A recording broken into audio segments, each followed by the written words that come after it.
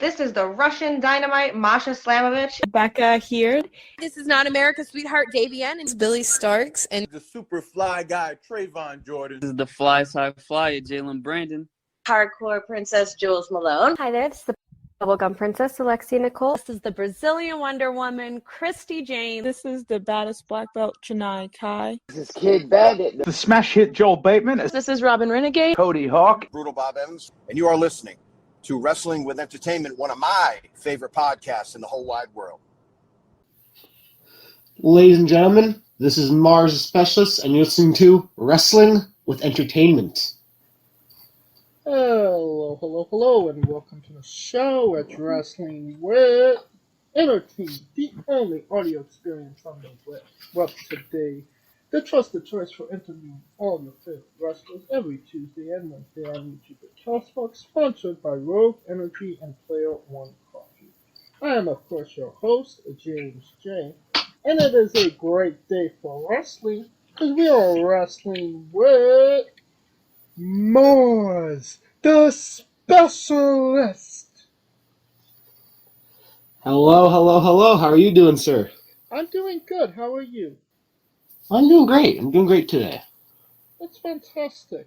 Where is the Specialist coming up next? Next, I am doing a show in Edmonton, then I'm driving down to Saskatchewan to wrestle a show there. So, simple week for me this week. Alright, and where can we find you on social media and your merchandise? Social media, I am at Marz Specialist on both Instagram and Twitter. And on Pro Wrestling Tees, I'm also at Marz the Specialist. Alright. And all of those links will be in the description of the video below, both on YouTube and Castbox. Alright, you work for Real Canadian Wrestling and Love Pro Wrestling. Can you tell us about your relationship with those companies?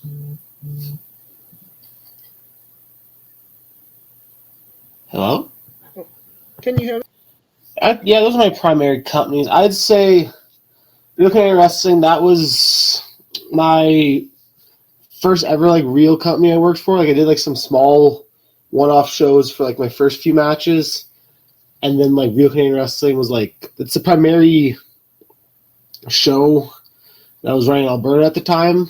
During COVID, it ran once in a while, just with no crowd shows for just YouTube and stuff. Yeah. And then beginning of once things started coming back to normal, that was the only show running really. So that was the main show I could work for, and that was the primary show I started working for. And I have a really good relationship with them right now. Former RCW Canadian Heavyweight Champion. I was the guy who worked probably the most shows last year for them, alongside Harlan Abbott and TJ Cannon. So I have a good relationship with them, and then Love, I consider to be very good relationship with. I really enjoy their shows. I've been doing it ever since their third or second main show. And yeah, no, I have really good relationships with them. Alright. Now, the elephant in the room. Last year, you joined Seven, Jack Pride and TJ Cannon, which for a lot of people came out of nowhere. What was your thinking in joining them? Well, my last year really revolved around those two. If you look at Jack, for example, his first match back to wrestling was a Rumble we did. He was number 2, I was number 1. His first singles match back was against me. His first singles feud back was against me. So, no, his first half coming back last year was just revolved around me. And then TJ, I rode with him all the time last year. He was conjoined at the hip to me. And then, we wrestled. No, we wrestled in Winnipeg, we wrestled in Saskatchewan, we wrestled in Alberta, we wrestled everywhere. So, there's no two guys I'm more associated with than them. And then Jack has done 7 before with a different group of guys. It didn't work out for him. And then he wanted to do it again, and he thought me and him would be the best choice because we fit his virtues, he calls it, the best. And we also just all get along as a group, like outside of the ring as well. So it was just perfect for him.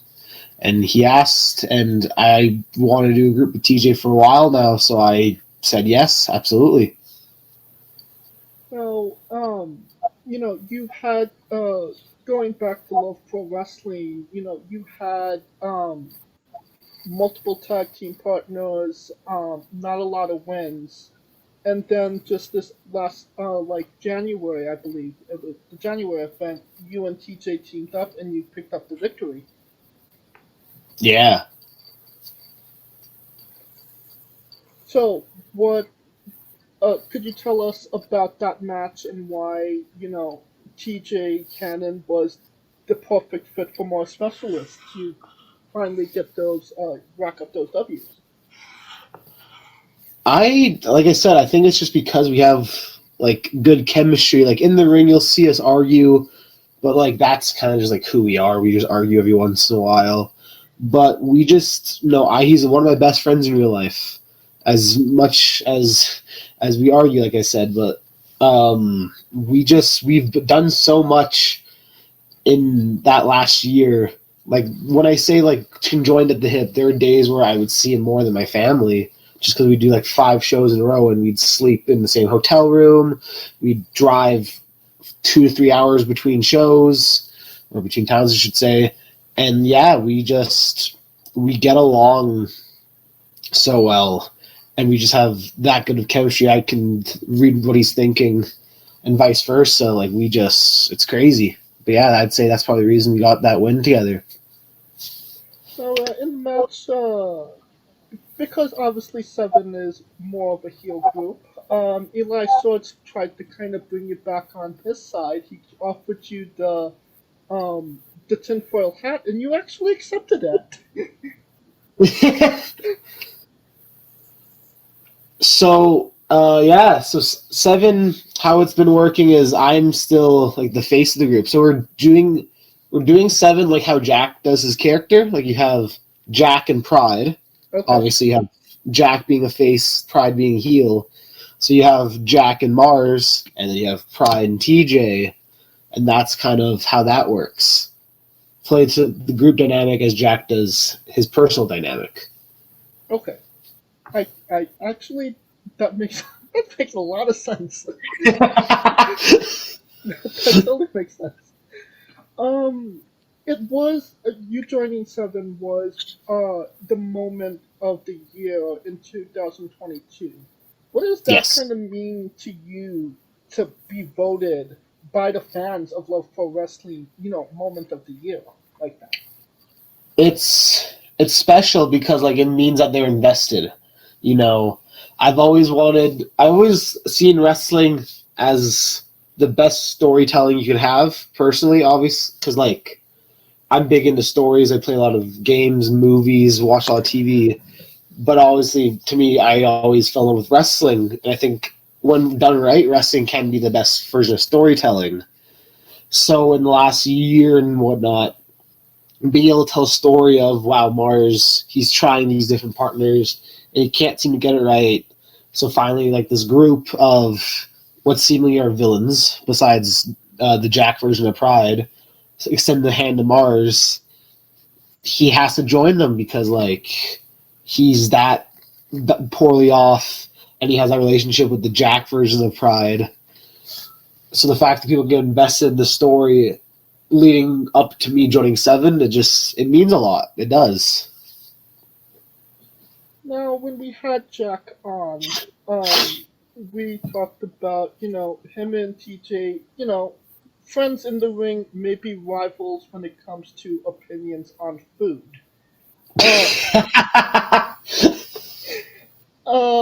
Have you experienced that, and have you got in on the debate as well? Oh, I don't know how to explain it, but the locker rooms in Alberta wrestling are the most heated when it comes to food debates. Maybe other places too. But this is like the first place I've experienced it this bad. But one moment in particular I can remember is it was after an LPW show. We all went to Denny's. And TJ had, I want to say it was 2 different things happened to him that night where it was just got heated towards him. So the first one was he doesn't like hash browns, which threw everyone off. So he just ordered like an whatever he got. I think it was just eggs, and then instead of hash browns, he's got a lot of toast. So he had like a plate of like a little bit of eggs, and then I want to say 5 slices of toast, and like to the point where it looks so cartoony, I guess I want to say, just how much toast he had compared to egg. And then he started talking about it. I don't know how it happened, but he started talking about macaroni and cheese. And he was talking about how he makes his macaroni and cheese in a pan instead of a pot and puts mayo on top, like afterwards, like as a garnish. And that caused everyone to turn against him, I want to say. And since then, he has recorded a video of him making macaroni and cheese in a pan to prove it can be done. So, like, I can't make fun of him now because he's showing that, but he still puts mayo on top of his mac and cheese too. So there's that. And then Jack doesn't like mayo at all. Yeah, Jack hates mayo. So this offends Jack greatly. Well, where do you stand on mayo? I've actually become more of a mayo guy because of wrestling, I want to say, as oddly as it sounds, because one of our buddies, Brat Garani, we stayed at his house once, and it was me, I would say it was me, Jack, Thickness, and B-Rat. I might be wrong, but we got like some pizza, and B-Rat comes back from his fridge after we got the pizza delivered, and he has 5 different kinds of mayos. So like he had like chipotle mayo, sriracha mayo, like jalapeno mayo, whatever, blah blah blah, and we just like had like a bunch of dipping sauces for our pizzas, and since then I've actually have a bottle of chipotle mayo in my fridge now because of him and Stephen Crowe being Chipotle fans. So I'm more of a mayo guy to Jack's displeasure. So, hold up a minute. Mayo on pizza? Yes, I know. I thought it was a dumb idea before too, but it actually tastes really good. Oh, I don't know about that. I was on your side. I didn't know about it either, but it tasted pretty good actually. Okay. Well, how do you feel about macaroni and cheese with mayo on it? I have not given that a try, and the thing is, like, again, it sounds gross, but who knows? Because I've seen people do ketchup and Kraft Dinner, so who knows? It might actually be good. There's definitely a lot of food combinations that need to be tried. There's so many that shouldn't be good, but when we put it together, it's like, okay, it's better than it should be. Alright. Well, getting back on the topic of pro wrestling, you were the Real Canadian Wrestling Champion. What? Yes. You know, obviously a championship not everybody's held. What did that mean to you to hold that title? So if you, like, actually count the months since I started wrestling, so I started wrestling September 2021, and I won that title in April 2022. So it took me about 6-7 months to win, like, the main championship of the company for the first time. And, like, to me, that's kind of insane, like, trying to wrap my head around it. Like, a company trusted me in 7 months to hold, like, their main championship and, like, kind of, in their mind, be, like, the face of the company for however long I held it. Like, be that guy who, like, was in the small towns defending the main event and whatnot. And that didn't mean a lot to me, actually, like, being able to have that trust to go and be the marquee, I guess. I know it sounds dumb saying that for, like, an indie wrestling show, but, like, it was something special winning my first championship. Like, I know to a lot of people, like, the championships are just props, but I think it's, like, the intent behind it, especially for your first one, being able to be like, hey, I have that trust, and I'm able to, have that moment of winning the title. Like, I have this on my, like, the pinned on my Twitter. I had people, like, standing on tables and, like, going crazy in that Legion just because, like, how that story was built between me and Metal and how that moment, like, was built. So it meant a lot. It did. And I mean, obviously, Heavy Metal is, a big name in that company as well. What did it mean to you to, take the crown from him? Yeah, he is real Canadian wrestling in a sense. Like, he's been there 15 years, maybe even longer. Like, so for sure, like, being able to take it from him made it mean more, especially because, like, the story that we had happened by accident, I guess is the best way to put it. Like, my 5th match ever was with him, and we went out there and went 45 minutes in my 5th match, which is also probably unheard of, a guy in the 5th match going 45 minutes. And then from there, like, he kind of just took a liking to me at the time, and we just had, like, a series of 4 matches where the story was, like, could Marz beat him? And finally, when the title's on the line, no, I could beat him. Now, you just said, you were 45 minutes in your 5th match ever. Yes, believe it or not. Usually those types of matches only, you're going like 5 to 10 minutes. It's like main event matches. Yeah. Main event matches go 45 minutes. So it was a night where, at the time, he was a Commonwealth heavyweight champion, and it was like a championship match. It wasn't like the main championship, but it was still a championship match. So I remember it being my 5th match, so I was early on in my career. I was still kind of like buzzing from like every match announcement. I wanted my friends to show up all the time. And when the championship was online, I was like hounding people, be like, hey guys, come to this show. It's a championship match, blah, blah, blah, whatever. And I had about 50 people show up just for me. So I remember we go out and he hears the reaction for me, who was a genuine nobody at the time. And he got excited, and we just went for this big long match because like the crowd was just so into it. How did you feel physically? Afterwards, so I have pretty good cardio doing amateur and football, and like since then I've done longer matches where I felt fine. But like that match, I remember like going backstage, like laying on the ground and being like, what just happened? Just being like, I was tired, but I was also just like genuinely shocked about like what just happened. So yeah, I felt a little pooped out, I guess is the best way to put it. Now, when you did win, now, you was the heavyweight champion. Now, with all the experience you have now, what's your perspective on that title run? So I don't know how to make this sound good. I'm not a big fan of babyface, like underdog babyface title runs. So the fact that it only lasts a like little short amount of time, I'm very okay with. Just because I feel like they can get stale. Like if you look at like the history books, you have like Kofi and a few other guys who like they got that moment, but then like afterwards it doesn't like live up to that moment. So the fact that we had like this nice title run where I was able to have these good matches with the names he brings in, like Wavell Star, with Silas Young, I was able to have these good matches with those guys, and then anniversary show comes and Mitch beats me.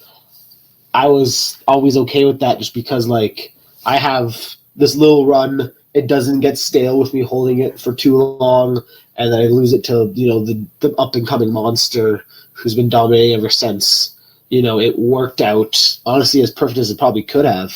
It didn't overlast its welcome, and now we have the champion who's a heel who I think can have the longer reign.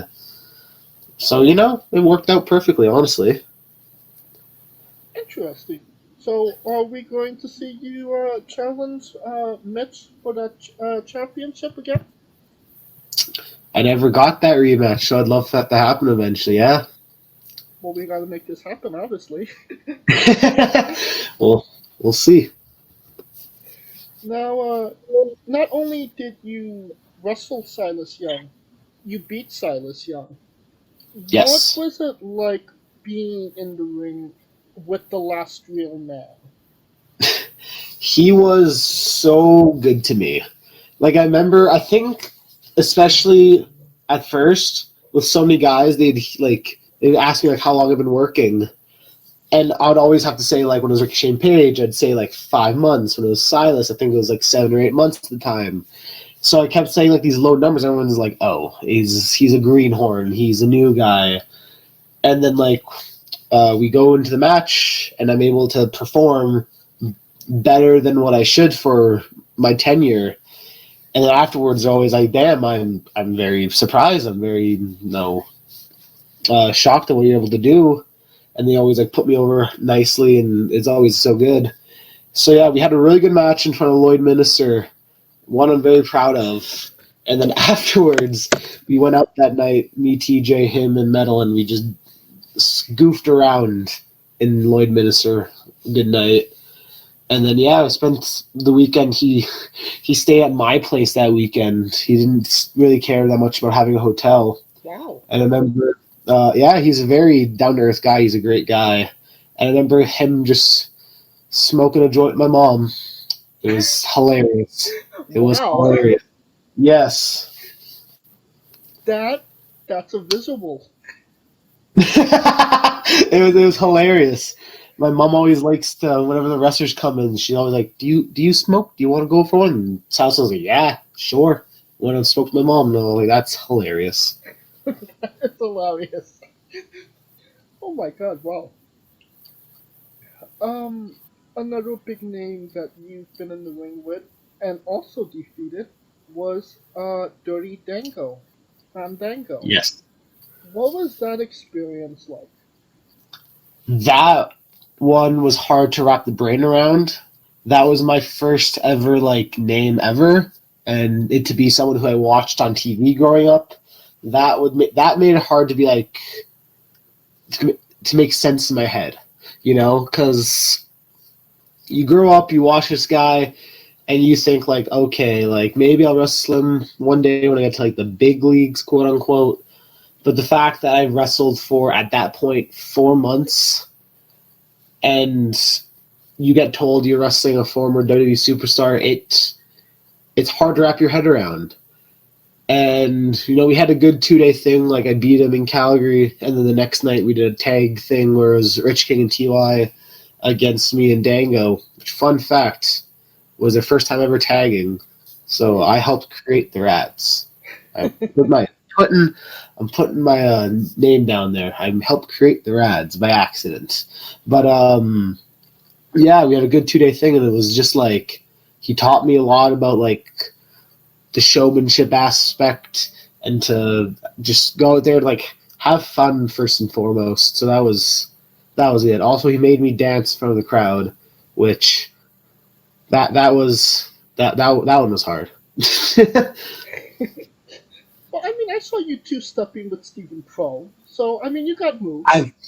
I've gotten more comfortable being a goof in front of the crowd since then, but when I first started, I was like, I gotta be a serious wrestler. I'm the specialist. And since then, I've done dancing with Stephen Crowe, putting tinfoil hats on, and I made a lot of videos about the short kinks. So I've become more okay with, like, entertaining the crowd as a dumb person. Well, I mean, Marz could be a specialist at dancing as well. It's true. I didn't think of it like that. It's true. Yeah. And I mean, the Rats, I mean, if you created them, then doesn't that give you an incline tag team championship match with TJ Cannon? Well, that is true. Hopefully it comes down the line. I do make a joke to Rich and them all the time that I did, like, I was part of all the Rads, like, firsts.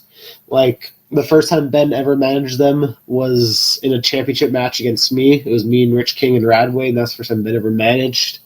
Their tag match, obviously. And then when Mitch won the title, he beat me. So I just like to make a joke, because I was part of all the Rads' big firsts.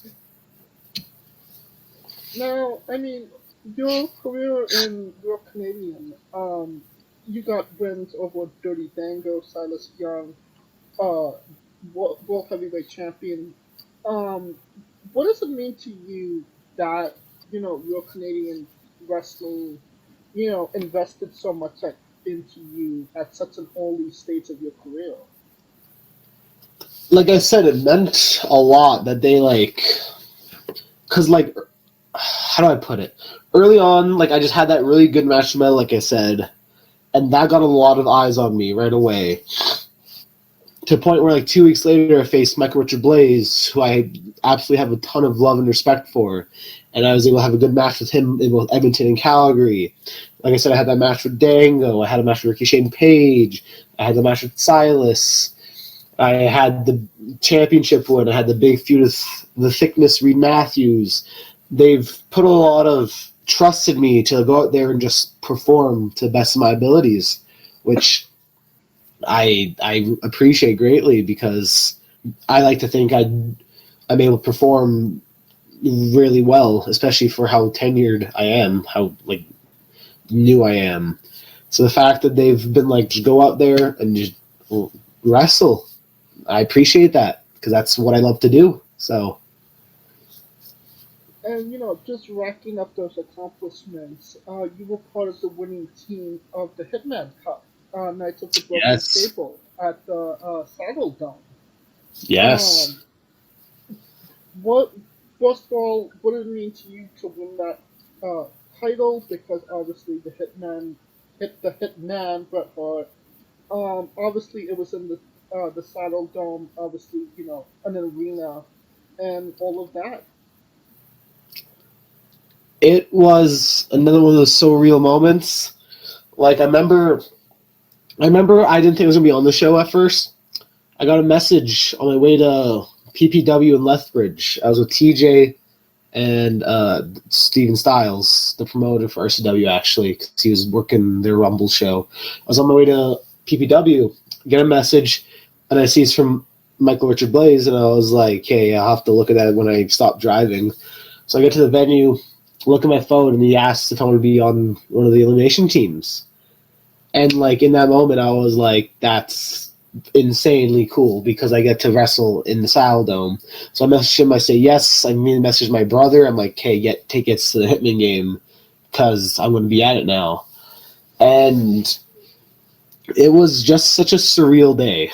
That's the best way to put it. I get to the venue, which is the Saddle Dome, at noon. We do setups. We do when the Hitman game's going on, we do autograph signings.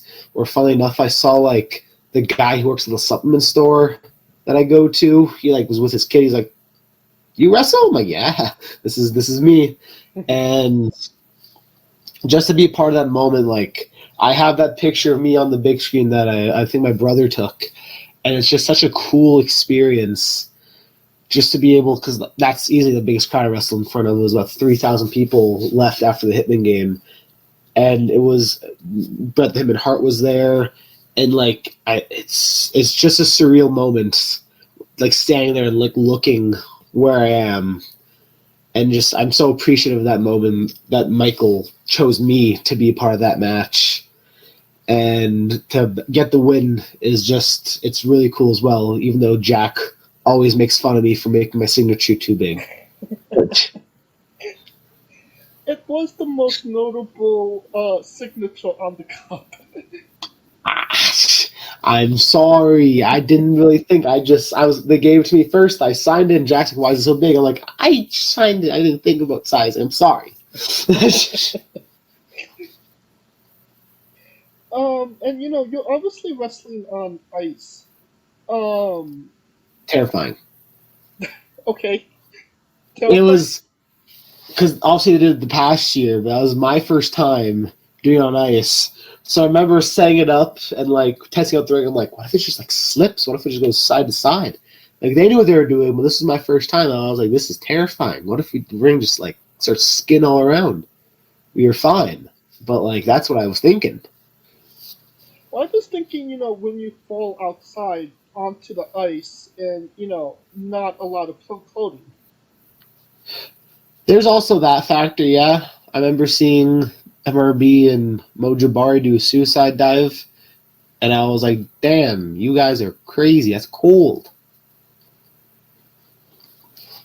Yeah, But I can definitely imagine. Yeah. But, you know, they're crazy. It worked out. They're fine. It worked. Now, can you tell us about getting your tag team partner at Walmart?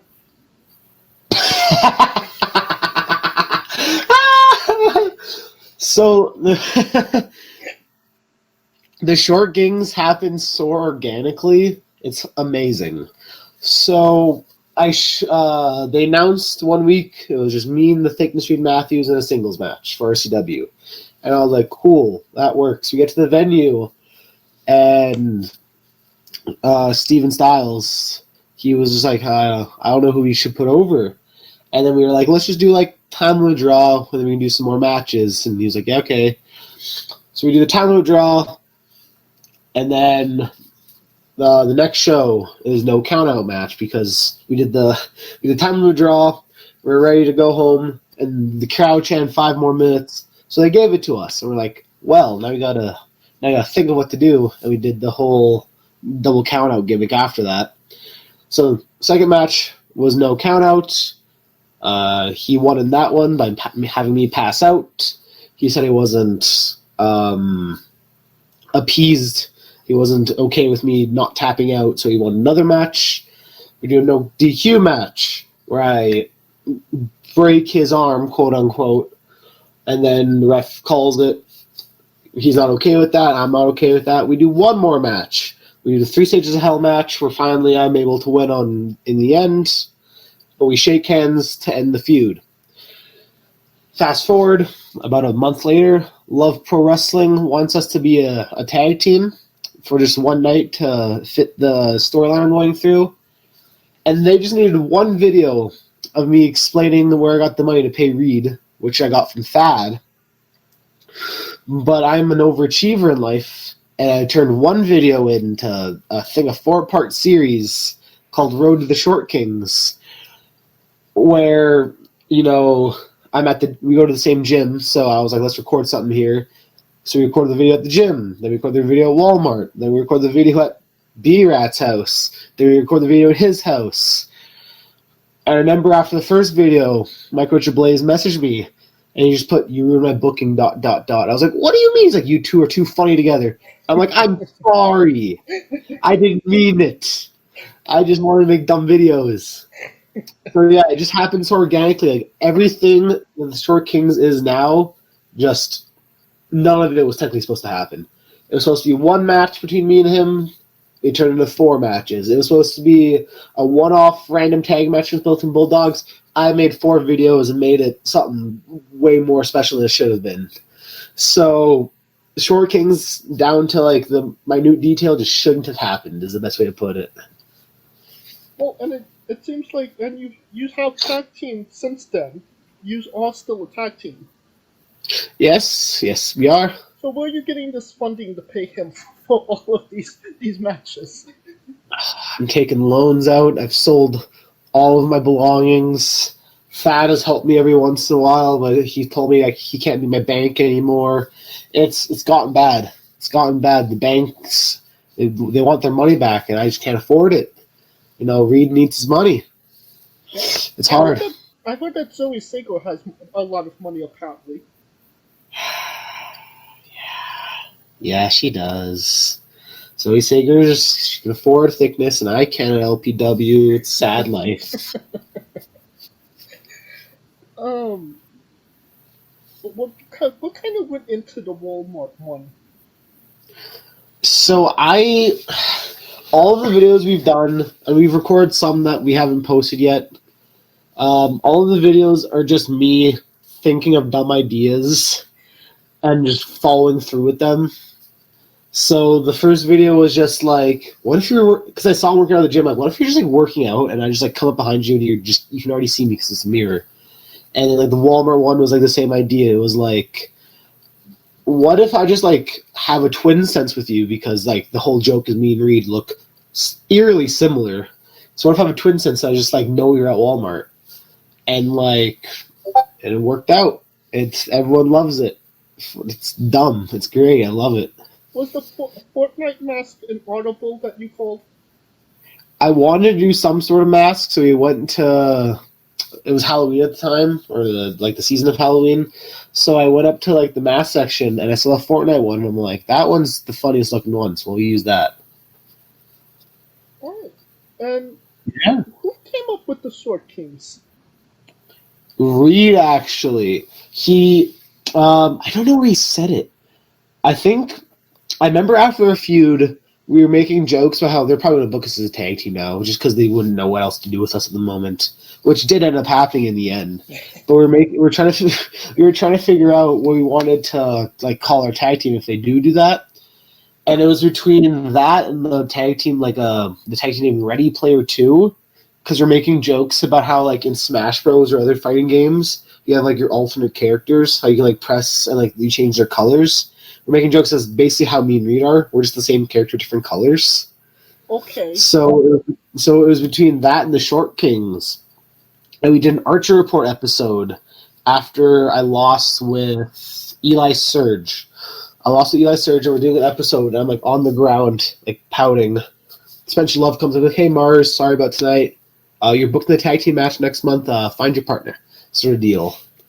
And it was like, oh, okay. Reid walks by, I'm like, hey, Reid, I need a tag team partner. And we're, like, shooting back and forth our lines. And then without him knowing, I was like, we can be like the Short Kings or something. And he almost broke on camera and just had to, like, walk off angrily. And I was like, okay, we're the Short Kings now. Yeah, everybody knew that was the moment. That was the moment the Short Kings were born. But Reid Matthews, good friend or better enemy? That was a hard one. I think we're a really good tag team, but I absolutely adore wrestling him. Like, a lot of my best matches came from that, like, 4-match feud. Where we got to be creative. That was my first time ever doing like hardcore stuff. And because of that, I was able to like be creative in a way I've never have before. I've never done anything with chairs or ladders or thumbtacks up to that point. So having that opportunity to like try something new while also having just like this really good story with Reid of just like who's the best. You know, at the time, like, he's not able to travel to Calgary that much just because he's a school teacher, IRL. So, because of that, like, we were the main focus in Calgary for some time. So we were just, who's the best? And we had this good story. We had these really good matches.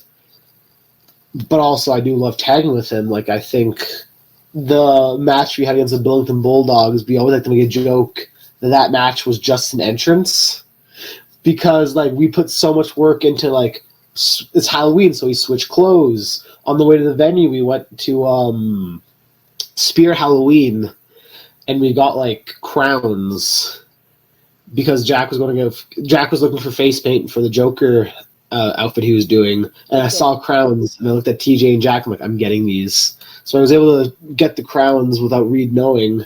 So it was just like, I love both aspects, and it's hard for me to choose off because I do love wrestling him, but we've done so much dumb things together as a team. So it's a toss-up, honestly.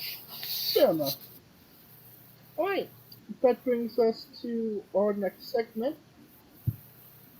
Marz's Bizarre Adventure.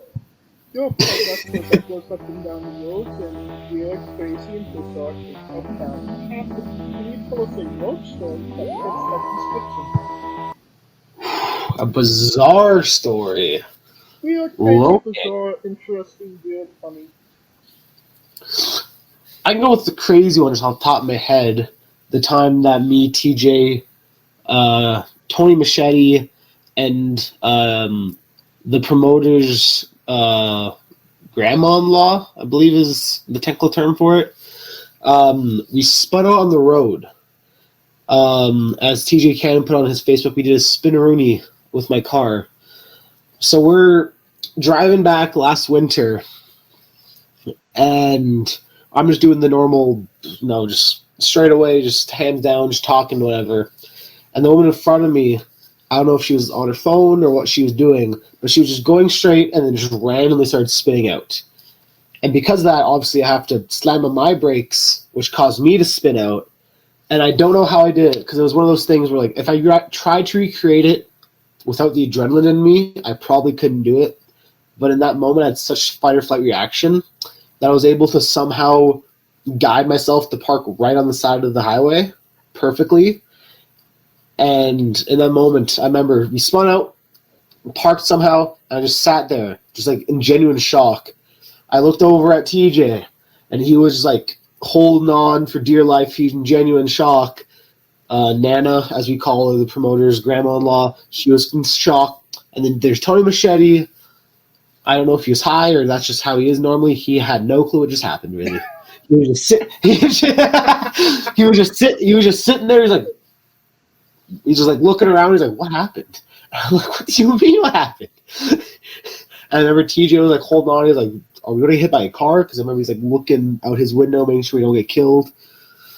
But yeah, it ended up working out. It shouldn't have. That could have been very bad. But like we did a spin-a-roony, parked it, sat there for a good few minutes to let our hearts get out of our stomachs, and we just kept driving like nothing happened. It was insane. Canadian winters suck. We've heard some stories on the show. But that's bad. And I mean, that's a very interesting car full of guys and a grandma. And again, the grandma. Yeah, for the longest time, the car rides were me, TJ, and Tony, which create a lot of great moments. I don't know. This one's kind of deep on my Twitter. I think it was after a Medicine Hat show. We went to McDonald's, and it's the most popular video on my Twitter, which makes me sad in a sense because all my wrestling videos don't do as well as this. But it's also a funny video, so it's great. I'm just like secretly recording Tony ordering his McDonald's, and it's just one of those things where it just keeps going on and on and on. It's like 2 McDoubles dressed as a Big Mac with an extra patty, 2 junior chickens, McNuggets. He wanted a poutine, but they had no poutine, so he got angry about that. He ordered a fish fillet instead or something like that. He ordered a McFlurry, and then he ordered a ice water, no ice, which that was the best part, him saying that. It taught me so hard.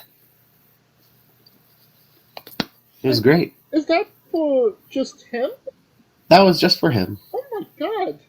Yeah. That's like, that could feed like 5 people. Yeah. I love that video. So that is the most popular video on my Twitter, and it's amazing. Interesting. Yeah. Alright. I'm not sure about this one. You tell me what the story is. Your car blew up?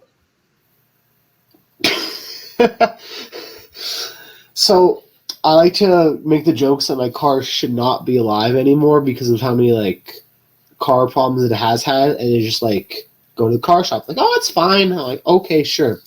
So this one happened after the Boxing Day show in 2021. Okay. And I remember driving up when we got like into Edmonton and started hearing noise. I'm like, oh, that's not good. But like it was like quiet, whatever. I'm like, okay, when we get back to Calgary, I'll figure out what that is. So we're driving back after the show, and it's like it was doing okay. And then like as soon as we got on the highway, I started making the noise again. I'm like, oh, that doesn't sound too good, but it'll be fine, whatever. And then we're just going down a hill, and my tire just flies off my car. Oh, wow.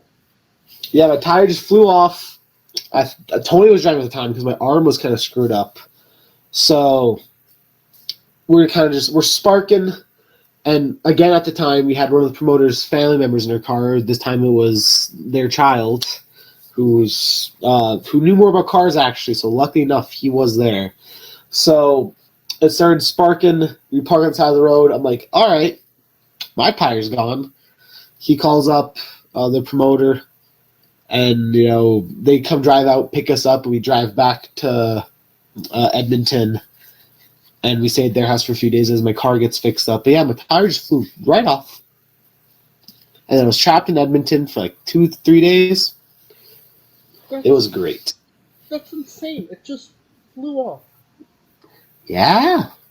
It was an interesting time. I'm pretty sure one of the screws on the tire was loose is what I remember hearing.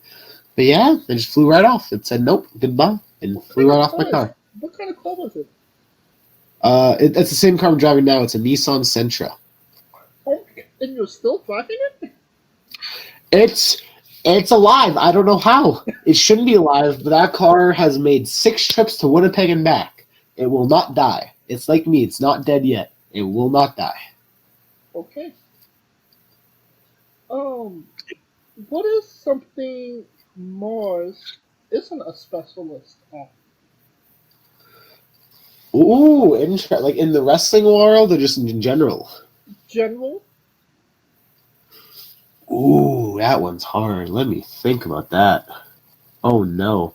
I'm very bad, like I said, I'm not a car guy, so I'm very bad with fixing things is probably the best way to put it. I usually have to depend on Google to help me fix things. Okay, I'm one of those. I'm technically young. But I'm one of those old. I feel like an old person sometimes because I Google how to fix things a lot of the times because I'm just oblivious to that world with electronics and cars and stuff like that. So I'd probably say that's my non-specialist. I'm not a specialist at electronics and cars. I'd go with that. Okay. Which is not a good thing when you're a wrestler and you're in your car 90% of your life. You would think some wrestlers would learn, basic mechanics. I've learned since then. I had a flat tire with when I was in the car with TJ and Giant Orion. And that's the day I learned how to change a flat tire. So I'm learning slowly. Alright. Now, did you ever find out the difference between a nap and full sleep? Everyone has different answers. It didn't help me. Honestly, that tweet made it worse. I think the general consensus was 3 hours. As soon as 3 hours hits, that's a sleep. I think that's what it was. But I don't know if I believe that. But, everyone had different answers. Some people were 5 hours. Some people was after an hour, it's no longer a nap. I'm pretty sure the scientific answer I heard was it had something to do with your brain. Once it's 3 hours, it considers it a sleep. And then if you wake up at a 3 to 4 hour mark, that's why you're so groggy. But before that, you can wake up from a nap and feel okay. So I think that was the scientific answer. But that person wasn't a scientist, or are they telling the truth? I don't know. I feel like a kindergarten teacher would know this because obviously they have nap time. I guess, but is it different for younger kids to adults? Okay, now that is an interesting question. I can delve deeper into this. I can always make the questions worse. You're throwing the questions back at me now. Trying to be me. Yeah, don't test me. I know how to keep this rolling. So we could just fall into a never-ending abyss of what's the difference between napping and sleeping? Yeah, and then what's the difference between a nap and sleep for different ages? And then it can just keep going on and on and on until I feel all right, I'm done with this. All right. Jack Blackburn? What's up? Jack Blackburn? I am. Yes, I am a Jack Black fan, and I'm a big fan of Jack Black Bowser. All right, what's your favorite Jack Black movie? I think this is a basic answer, but I remember as a kid I loved it, and even now I still love it. I think it's School of Rock. Of course. Yeah, it's too good. I think that was my introduction to Jack Black too as an actor, and he killed that movie. And I remember when they first announced, I think it was in Nintendo Direct, they announced it, all the actors for the Mario characters. I remember I saw Chris Pratt, I'm interesting choice. And then when I saw Jack Black Bowser and Seth Rogen Donkey Kong, I'm like, all right, you know what? I respect this decision. That's when I was like, all right, this can be good. And I still feel that way. Like Chris Pratt Mario, I'm not sold on, but I love all the other voice actors, especially Jack Black Bowser. So. Well, my personal favorite of Jack Black is obviously Nacho Libre. That's also a very good choice. Yes. And yeah, I could see Jack Black as Bowser. I can understand where you're maybe iffy on Chris Pratt as Mario. My thing was Anya Taylor-Joy as Princess Peach, and I was like, the fuck? I honestly I don't really like know her as an actress, so like to me I was like, all right, I don't know how she'll sound. I think she sounded fine in the trailers I saw, but it's just because like Charles Martinet is like technically in the movie, like he's like credited in the movie as just extra voices. So I think whenever he yahoos and stuff, it'll be Charles Martinet, and maybe that made me salty. I'm like, why is he in the movie but not just Mario? Maybe that's why I'm salty about Chris Pratt Mario. No, the reason I was with Anya Taylor-Joy was because she primarily makes horror movies. Oh, yeah. Interesting. That's it. Hey, she is a good Peach, in my opinion. It works somehow. I'm definitely interested in seeing the movie. That's for sure. Yeah, I am too. You can't really get it from this angle, but like I have a lot of video games. I'm a big video game nerd. What's your go-to? So my two favorite video games of all time, like video game series I should say, are Pokemon and Sonic the Hedgehog. So I'd probably have to go with those. Okay. Yeah. But huge Nintendo guy. Got my Switch. Love Nintendo. Now you are Marz the Specialist. Have you ever had a deep fried Mars bar? Deep fried Mars bar? No, I haven't. I have a confession to make. I actually don't eat a lot of Mars bars. I usually give them out, so I don't get the chance to eat them a lot. Oh. It's funny actually how the Mars bar started, because before I used to just make my entrance like normally, and then one day, I think it was my second match with Metal that happened. I'm doing my entrance, and some guy just runs up to the front row and has that like long Mars bar that I have now brought to like almost every show. And he's like, here you go. I'm like, what the hell? So I get the Mars bar and I do my rest of my entrance with the Mars bar. And since then, I remember after that show, the next day I came home from whatever I was doing. I think I was wrestling in Edmonton probably. I came back from wrestling in Edmonton and my bed had 20 packs of Mars bar on it. I'm like, Mom, what the hell did you do? She's like, I bought you Mars bars. I'm like, okay, I guess this is my life now. Well, obviously, That's how I started. Mars bar is, a staple of candies. What's a Titan bar? Oh, I actually don't really know that well. I forgot how the joke started, but Keishi on Twitter has called me Titan the Specialist for some reason. I forgot what it was. And that's actually, I think, my first experience with Titan bars. I actually really don't know what they are. I'm not the biggest chocolate guy. My chocolates are pretty like, I stick by the books. I like my Hershey's. I like my Kit Kats. I like those ones. So yeah, Titan. That threw me off when he called me Titan Specialist. Actually. Well, apparently it's a Mars bar, but just like 20% bigger. That makes sense. Yeah. I'm a big guy. I'm Titan Specialist. Some people. All right. It's now time for the Colossal question. Oh no! They're making a movie about Mars. It's going to be a big blockbuster. A lot of big names are signed on to do it. Every movie has a soundtrack. What would be the first 3 songs on the Marz the Specialist movie soundtrack? Ooh, I like that. Ooh, that's a hard one. I think number 1 I have to go with my now old wrestling theme song, "What Are You Waiting For" by Disturbed, just because I think that'd fit. It's like my favorite song of all time. I had it as my theme song. until now. In my I've only used it for 2 matches actually, so it's very recent. I have a custom theme song made by one Cody Johnstone, and it's a very good song. I'm very happy with it. Okay. But I'd have to go with my old wrestling theme probably as the first song, just because my favorite song is it's for early career. Everyone associates it with me, I guess is the best way to put it. After that, oh, that makes it hard. Oh, wait, I want to sneak onto my Spotify real quick. I have this song in my head. I forgot what it was called. Oh, it's called "Monster" by Skillet. Okay. I think it's from a WWE game, is where I remember hearing it from first. It was the game of Hell in a Cell in 2009, I believe. Okay, it might be from that too. I know it had something to do with WWE at one point.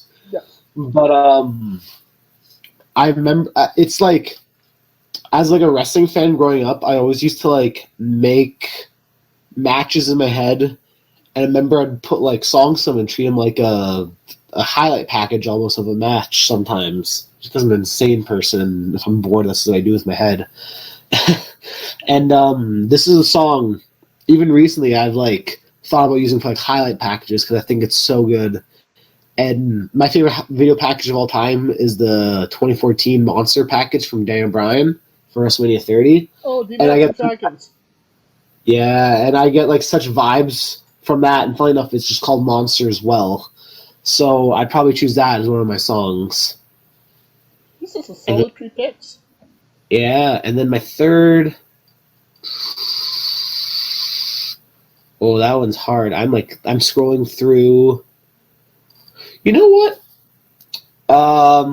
I might choose this actually. Egypt Central Liar. I'm a big Egypt Central fan, and it's between Liar and White Rabbit. I think I'd go Liar. I think Liar is a really good song. Okay. Yeah. Do you lock it in? I'm going to lock it in. We go Monster, Skillet, What Are You Waiting For, Disturbed, and Liar from Egypt Central. Those are the 3 choices. All right. Now that we got the soundtrack down, because we always start production with the soundtrack, then we write the script, and then we cast who plays Marz. And you can't say yourself because you're obligated to make a Stan Lee-esque cameo. Oh, I like that. It's hard. Because in my head, you obviously want to choose someone who looks like you. But that's hard. I don't think I can think of an actor off the top of my head who looks exactly like me. Except Reid Matthews. Except Reid. Is that cheating? Is that cheating? Choosing Reid? You could absolutely choose Reid. I can choose Reid? Oh, okay. That's on top of my head now. If I can't think of anyone else, I might choose Reid then. Okay. I think actors-wise, I think I would choose Seth Rogen. He's I think he's my favorite actor of all time. I Superbad. I love him in that. I think Neighbors. I believe that's what the movie's called. Love him in that. He's one of my favorite actors. But obviously he looks older, so he had to play old Marz. We'll have Reid play young Marz, and we'll have Seth Rogen play the Marz when he gets older. We'll do that. Okay, fair enough. Yeah.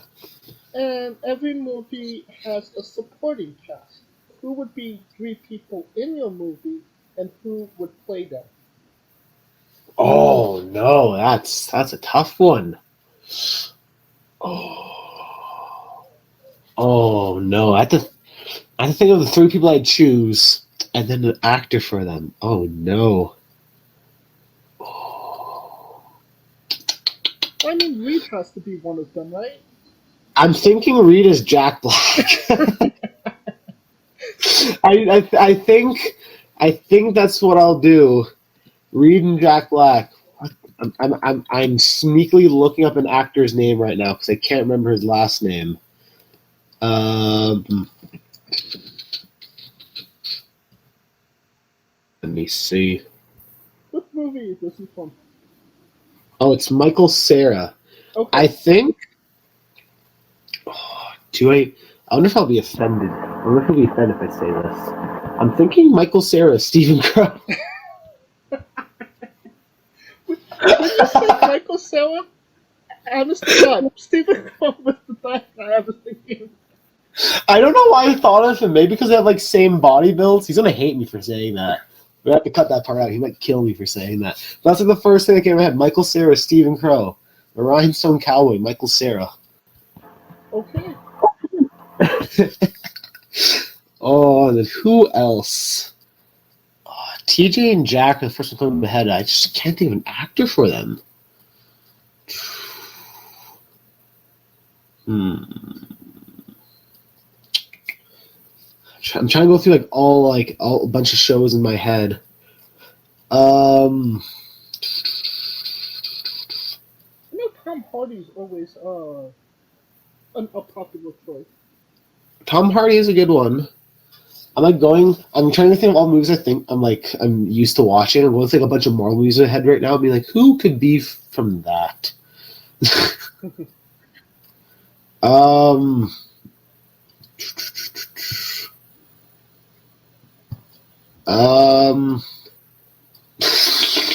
found another one that he's going to hate me on now. Oh no.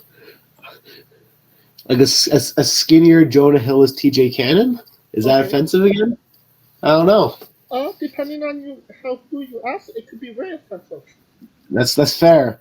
I don't watch a lot of movies. Like TJ and Stephen Crowe always get on my ass about that. I'm not the biggest movie guy, sadly, as much as I love the stories. I just usually I choose to play video games over watching movies. So I'm trying to go through all the actors I know in my head, and those are just the ones that came to my head. And if my friends hate me now, so be it. And we'll just leave casting up. We'll leave whoever plays Jack up to casting. Yeah, we'll leave that to casting. I think Jack Black as Reid Matthews is a good choice, though. Okay. That I'm dead set on. The other two might get me killed. We shall see. We shall see. Now, this sounds like an incredible movie. You can pre-order the tickets now. Alright. Now, you are a Canadian from Canada, so yes, sir. before to exclusive questions. Poutine, where is the best? Best poutine. So I think on an average day, I'd say New York fries. I think New York fries is really good poutine, but I think the best poutine I ever had, and I don't know if this is a controversial opinion, I think it was from McDonald's. Really? They had a seasonal poutine. I don't think it's been back since. It was one summer, I want to say 2013, around that age frame, where they had this thing called maple bacon poutine. It was poutine, it had the cheese curds, it had bacon, and it had syrup. And it should not have worked, but I loved it. It sounds delicious, honestly. It's probably the most Canadian thing you can get, a poutine with syrup on it. Yeah. So I think that was the best poutine I've ever had. But on a regular day, I'd say New York fries. Okay. And is Canada's greatest national treasure Ryan Reynolds? He's up there. It's either he's a very good one. It's him or my favorite wrestler of all time is Edge. Okay. So I have to go with Edge. Fine. Now on to the most controversial of subjects. Oh no. Pineapple on pizza. What's your say? No. Get that out of here. We don't like that in this household. Except my mom likes it. But So you could put mayonnaise on your pizza, but pineapple. Pineapple's where we draw the line. Pineapple's where we draw the line. Mayonnaise, all good. Pineapples, that's a crime. Oh, it's a crime! Wow. Crime. I made a joke. I was making pizzas with my some buddies, and they're putting pineapples there. I'm like, I have to stop making pizza now, guys. I can't do it. I can't. This is too much for me. Hey. But yeah, no, I'm not a pineapple on pizza kind of guy. I'm not the biggest pineapple fan to begin with. I'm always like a mango up here and then pineapple down here sort of guy for like the tropical fruits. Okay. I'm not the biggest pineapple fan to begin with, so putting it on pizza just ruins the pizza for me. I'm a big just throw a bunch of meat on the pizza kind of guy. Now you're speaking my language. Yeah, yeah. Alright. What's your spirit Pokemon? My spirit Pokemon? So is it my favorite Pokemon all the time or the one I think symbolizes me the best? That one. Ooh, I don't know if I ever actually thought of that question. I think off the top of my head I have to go Emboar. Okay. I have fiery red hair. Emboar, like Pink Knight, symbolizes a wrestler, so Emboar is the big firefighting type. I think I have to go Emboar off the top of my head. Yeah. Sweet. Okay. I like that. We love the late great Tracy Smothers on the show. Do you know the acronym for Thug? THUG. No, I don't. T is for terrible, H is for hell, U is for ugly, and G is for jail. Because a thug can't spell. Okay, that's good. I like that a lot. That's good. That caught me off guard. Yes, we love Tracy trying to keep the memory alive. I appreciate that. That's good. I like that a lot. And the weirdest question you'll be asked on a wrestling interview, hopefully, would you ever consider wrestling a Rock? Not Dwayne Johnson, not the country, an actual Rock. Actual Rock. Well, I've seen people wrestle broomsticks, blow up dolls. If I can get an entertaining match out of Rock, I can get it out of anyone. So you know what? I'll wrestle the Rock just to try it. Just to show people that I can wrestle an inanimate object and have a good match. Right, well just for context, there's this wrestler named Psycho Mike that wrestled an actual Rock for over 15 minutes in a Tungsten Man match, an Iron Man match that lasts for 2 weeks.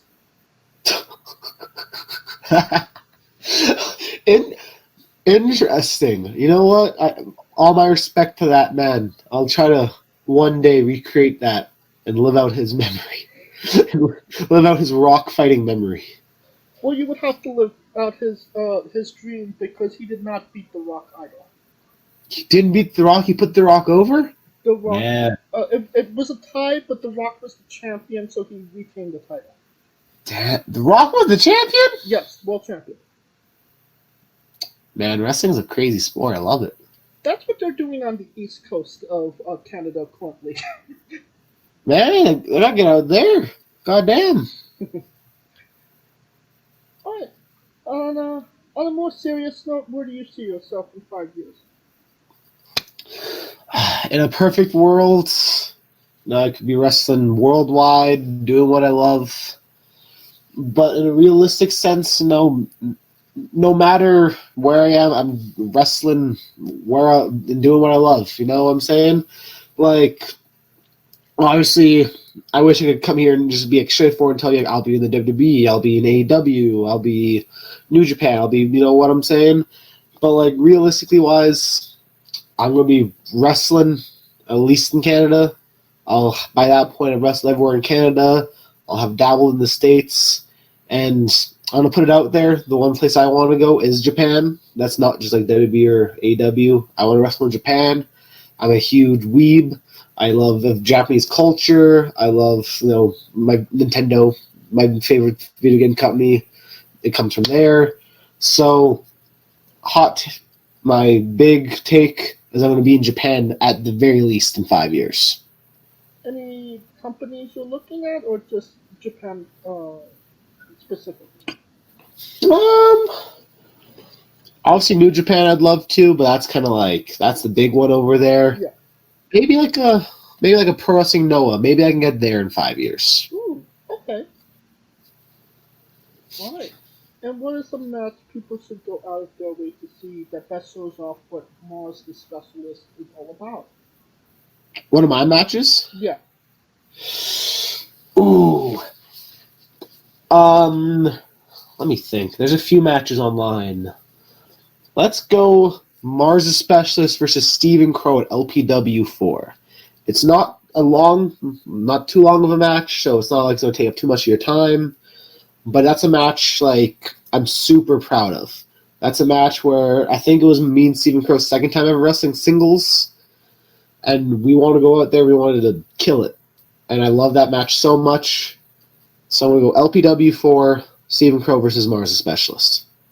Alright, and I will go on to Love Pro Wrestling's YouTube page, and I will put the link to that match specifically in the description of the video below, or on YouTube and Castbox for somebody that hasn't seen it, wants to re-see it after this interview. Perfect, thank you. And since we are nearing the conclusion of this interview, we are wrestling with the 8 questions of doom.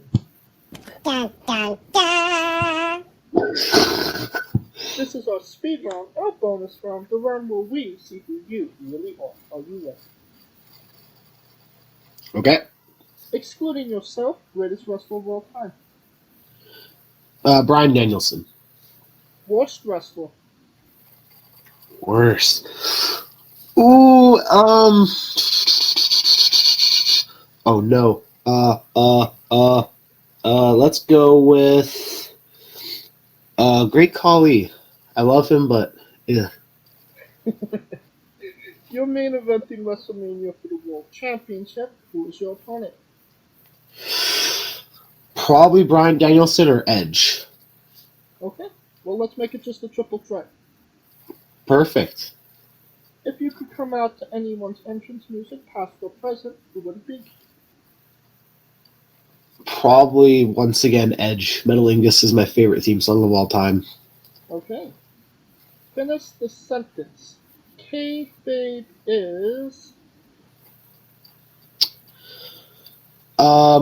Not 100% dead. We would have also accepted taste great on toast. Okay. Squash. Vegetable or fruit?